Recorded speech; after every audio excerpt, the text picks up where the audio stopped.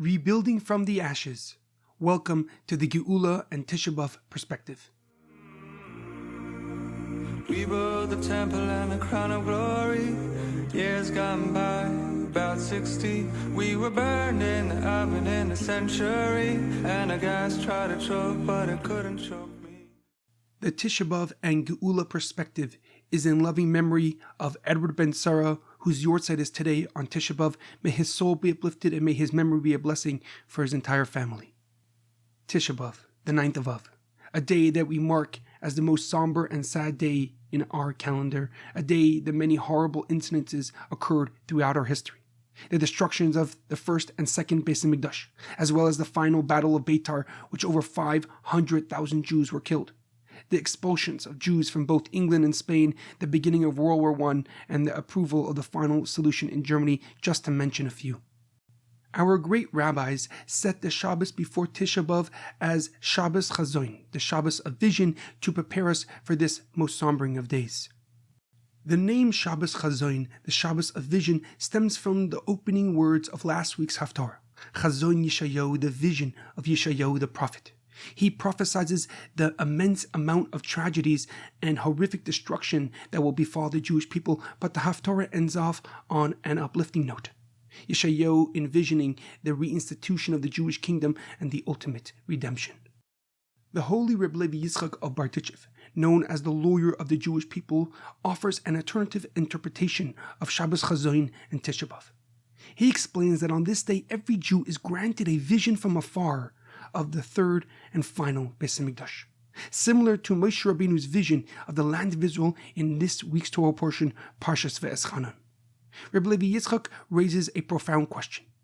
Jewish law forbids the destruction of even a small piece of the Beis Hamikdash, of the temple, let alone its complete destruction. How then could God seemingly contradict his own mitzvah, his own commandment, and allow the Beis Hamikdash to be destroyed?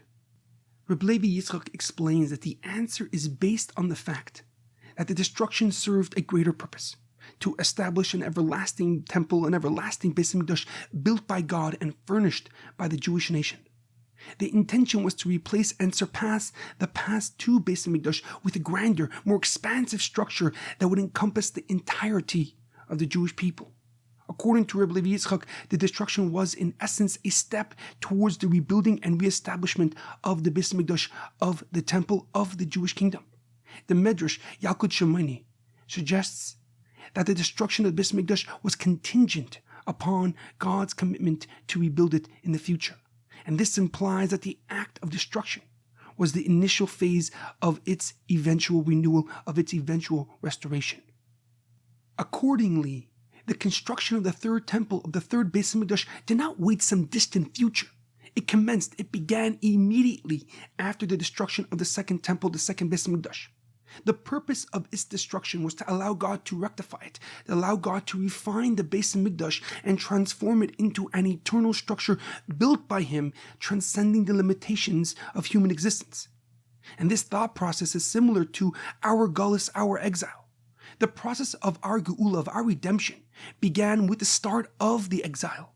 The purpose of our exile is for us to elevate ourselves in our service of God during the Gullus, during the exile, so we can lead and we can exist in the ultimate redemption, in the complete revelation of God. Hence, there is no contradiction between the two visions of Shabbos Chazon, because during the darkest moments of Gullus, the darkest moments of exile, we can still recognize the ultimate Geula, the ultimate redemption with the future Beis Hamikdash. And this vision empowered Jews in the most dire of circumstances, in the most dire situations like the Holocaust, the destruction of Betar, the destruction of both temples, to overcome the darkness of exile and find their path that is illuminated by God's aura, by God's light.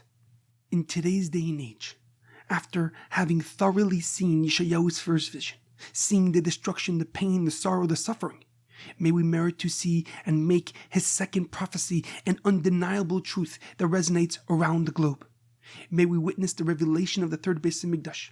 May we witness the restoration of the Jewish kingdom, proclaiming God's love for all of his creations.